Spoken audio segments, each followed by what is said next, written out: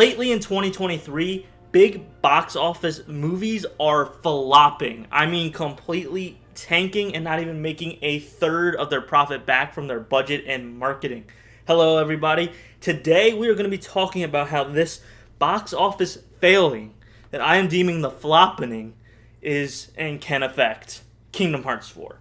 So, what do I mean by this? A lot of movies are really big IP and really big titles such as Indiana Jones or Pixar, and they are just dying in the box office. They are not turning a profit. They are failing.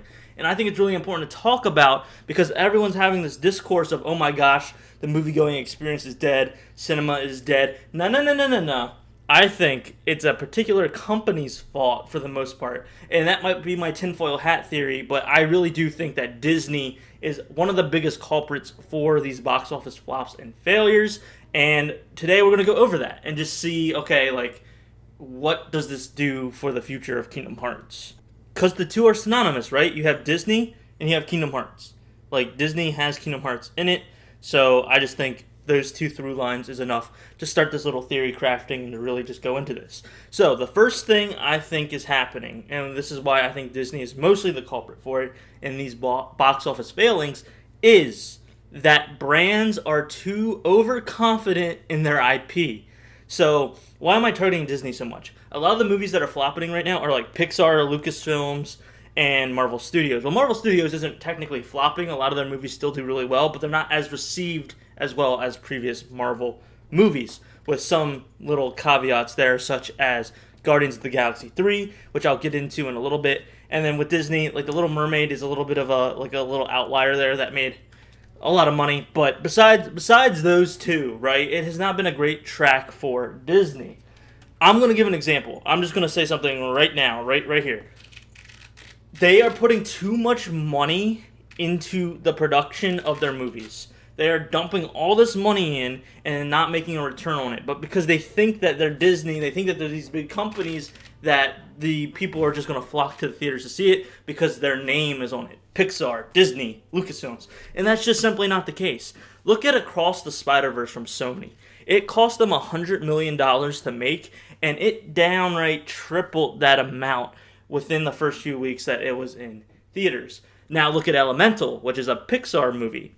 It cost them twice as much to make as Across the Spider-Verse, and it flopped. Now, I'm not saying the movie was bad. I didn't see it. A lot of the reviews said it was fine, but it financially flopped and did not even make, I don't even think it made half or a quarter of what they put into it, because Disney was so confident in their brand that they're like, oh yeah, this will be fine.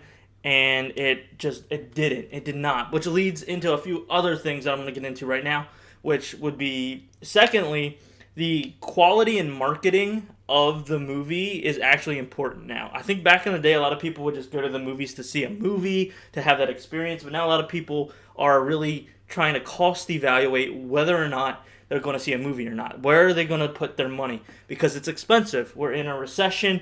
There's inflation. There's a lot going on in the world. And so movie ticket prices are higher. The concessions are more expensive. And people have families. People usually go to the movie with their families. So that's 4, 5, 6 tickets right there. So they are now evaluating through word of mouth, through reviews, is this movie good enough to put my money towards? And that's really helping move things forward. But in addition to that, there's the marketing. Marketing is extremely important with movies. And once again, with this overconfidence with these brands, they're releasing trailers thinking, oh, like this will be enough, this is fine.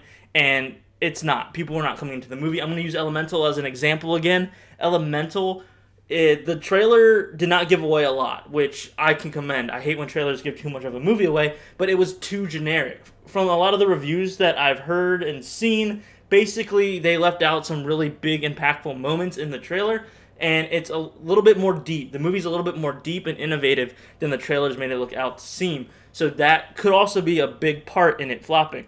Indiana Jones. They did not market that movie at all, and if they did, it was to all the people that already knew the character who are 35 years old or older. They were not trying to get it into a younger audience. They were not trying to cater it at all, and the movie really flopped. That movie cost $300 million to make, and it flopped hard. And also, with Indiana Jones, That movie was bad. The quality of it was not great. Now, if you look on Rotten Tomatoes, it's weird because the audience score is pretty high, but I think that's a lot of copium going on there, and we could go into movie fandom at a later time. That's a whole different video. Anyway, my point is the quality really affected the movie. If Indiana Jones was amazing, even if the marketing was bad, people would be hearing it word of mouth and flocking into the theater. Look at Top Gun. Top Gun Maverick, some people were excited for it. Other people were like, oh, it's just a weird Top Gun sequel like 10 years later. That movie's word of mouth carried it miles farther. People were talking about it. Theaters were keeping it in their movie theaters for weeks on end. It was crazy. It was awesome. It was amazing. This is right like after like COVID, everyone going through the whole like theaters are dead craze. It was amazing because the quality was good. So guys, that's number 2 is quality and marketing, and we're going to tie all this back into how it affects Kingdom Hearts 4 once I get through all the points. My next point is the animation, right? So this is more specifically towards Disney and their animation. They're, like I said, they're dumping so much money into production and they're not showing anything for it. And I think there's a few reasons for this. One, actually, let me go back. Disney revolutionized animation. From the early 90s to early 2000s, they were at the top of their game. They were revolutionizing animation, 3D animation, all that kind of stuff. The hair moving in animation from Sully and Monsters, Inc. to Dinosaur, which really, like, even though the movie flopped, really helped load in assets and all these different things that, animated movies use as a base to this day, if not just upgrade it. So you cannot just discount Disney's contribution to the animation zeitgeist. However, lately, they're not innovating. They are being very safe with their movies. Everything kind of looks and feels the same. They're going for realism in some movies, and I don't think fans really care about that anymore. When you look at movies like Across the Spider-Verse, Into the Spider-Verse, when you look at Puss in Boots 2 from DreamWorks, people are now challenging the medium. They're doing different styles of animation, different ways of presenting a story. And as long as the story is good, it's new, it's quality, and the animation is, like I said, pushing those boundaries that people haven't seen before, that's what's going to get them captivated into a movie. But if all your Disney movies, all your Pixar movies look similar in a certain style, I get that you want to keep it kind of honed into your universe, but it's going to eventually be visually boring. Whereas these new movies are finding new ways. Teenage Mutant Ninja Turtles is coming out. We don't know as of this recording how well that's going to do, but they're taking that Spider-Verse inspiration but adding like this stop motion, like claymation sort of feel on top of it, and I really dig it. I really think it's something that challenges the boundaries of the medium, and Spider-Verse is what started this, but Disney is not keeping up yet. And the reason for that is mostly because of the former CEO, Bob Kaepernick, I think. I don't remember. He's a piece of shit.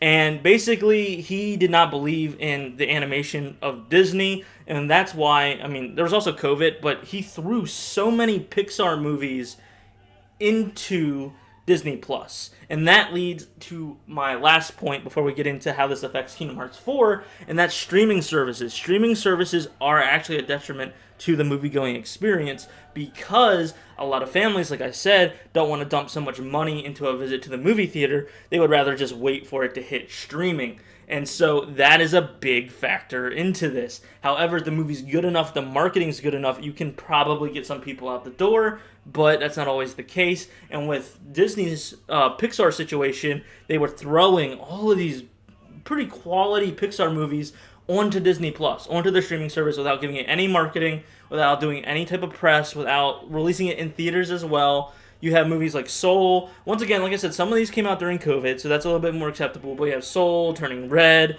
There's some other ones out there too, to the point where they're getting desperate. They're now they're confirming Toy Story 5, and then they're also doing Inside Out 2, because they know those are titles that'll get people into seats without having to worry if they're going to have to do more marketing or anything like that, because those names alone, those IP alone, are big enough to get an audience in, regardless of the quality, which, that's a whole different tangent, because Toy Story should have ended with Toy Story 3, and then they brought it back for Toy Story 4, and they ended that, and I was like, okay, I'll accept this, but now they're bringing back Woody for Toy Story 5, and I'm like, okay, this is all out of control. Anyway, what I'm trying to get to, guys, is I don't think the movie-going experience is dying. I just think all these factors kind of contribute. These are all variables that kind of mesh and mingle in with one another that are making the experience change and different. If your marketing and quality of the movie is not great, if you're too overconfident in your movie and you're not really like thinking, oh, we actually need to work hard to sell this, if you're putting in too much money to produce your movie because you're overconfident, that's hurting. If you're, just going to jump in on the streaming service, then, people are just going to watch it there. It's all of these things that kind of blend together and cause this mess that we're having. And I don't really know the solution for it, but Bob Iger is back. He just confirmed a few days ago, as of this recording, that he is staying on for an additional 2 years for Disney. Hopefully he can turn the ship around a little bit. It's going to take some time. But yeah, Disney was the leading animated studio, and now I feel like they are slowly but surely falling behind in that category. But what does this have to do with Kingdom Hearts 4? Does this actually affect Kingdom Hearts 4 as a game? Well, no, but it does affect Kingdom Hearts 5, 6, 7, any spin-off titles. And I'm going to tell you why.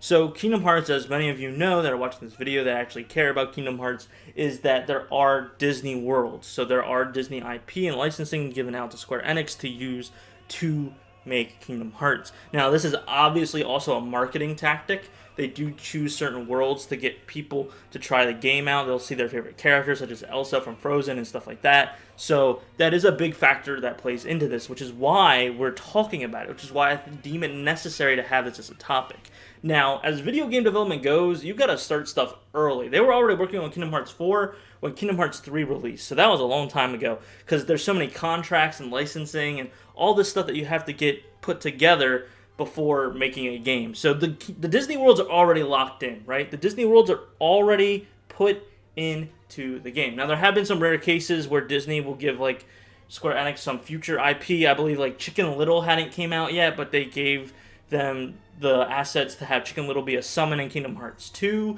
because the movie was releasing pretty early. I don't think they do stuff like that anymore with Kingdom Hearts. I don't think there's been anything after that. I just thought that was cool. Anyway, Disney is really stringent on what Square Enix can use based on story, assets, characters. They oversee everything. The Disney creative team literally oversees everything to make sure everything fits within their brand, their standards, their universe. So that's also another big factor.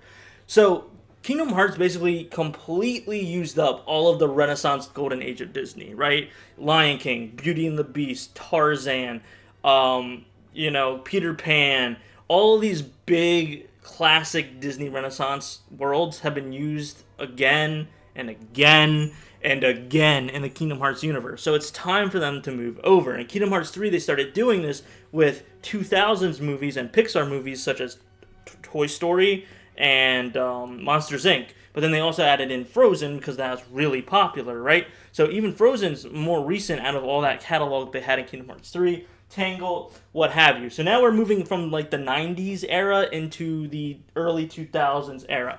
So that's good, right? There's still that library. There's that catalog that Square can use from Disney. However, that's going to run out, right? After a few years, after Kingdom Hearts 4 is released, they're going to need more worlds. New worlds to bring in more people, and they're going to have to pick from movies later on.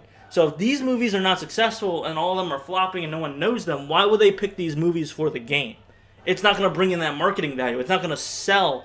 People are not going to be like, oh yeah, I'm going to go and play that Luca world in Kingdom Hearts 7 because they don't know what Luca is, because they never saw it because they didn't have Disney+. Do you get what I'm saying? Now, we still have time before any of this happens, right? Like I said, we're still in the early part of the 2000s, basically, with these Disney worlds that they're using, such as Tangled, Monsters, Inc., right when Disney got into 3D animation. They're, of course, going to jump a little bit further for popular IP. Like, I can almost guarantee Moana is going to be in Kingdom Hearts 4. It's such a big movie. So, stuff like that, right? We have still a library to choose from, but over the years, if more and more Pixar and Disney movies fall off and people don't know what the heck it is, it's going to be really hard for them to come up with new Disney worlds to add to the Kingdom Hearts games. This is my opinion. I could be wrong. What do you guys think? Let me know down in the comments. I have gone on for far too long. Thank you if you made it to the end. I really appreciate you taking your time out of your day to watch this. Please consider liking and subscribing. It really helps the channel. And yeah, I'm getting a little bit fired up now. I might have to do another Kingdom Hearts 4 worlds, possible Disney Kingdom Hearts 4 worlds. We'll see. All right, bye bye.